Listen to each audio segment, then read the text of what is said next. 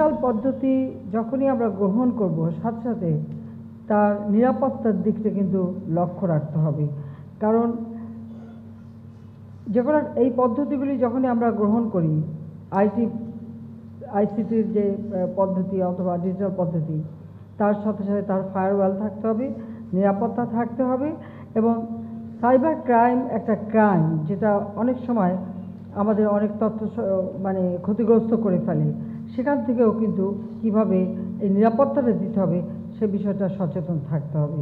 সেটা যদি আমরা না করি তাহলে কিন্তু দুর্ঘটনা ঘটতে পারে, যেটা বাংলাদেশ ব্যাংক থেকে আমাদের অর্থ পাচার হয়ে গেল। আমরা ডিজিটাল পদ্ধতি সেখানে গ্রহণ করেছিলাম, কিন্তু যেভাবে যে পদ্ধতিতে ফায়ারওয়ালটা করা উচিত ছিল সেটা কিন্তু তখনও করা হয়নি, যার জন্য এটা করতে পেরেছিল। কাজে এই ব্যাপারগুলি আবার ভালোভাবে মানে লক্ষ্য রাখা দরকার।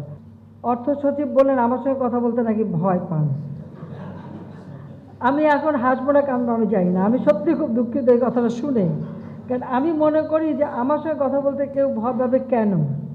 কারণ আপনারা দেখেছেন আমি নিজেকে বাংলাদেশের জনগণের একজন সেবক মনে করি, প্রধানমন্ত্রী হিসেবে না।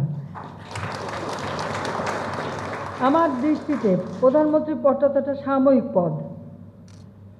জনগণ ভোট দেয়, 5 বছরের জন্য নির্বাচিত হয়ে আসি, এটাকে আমি কখনো স্থায়ী বন্দোবস্ত মনে করি না।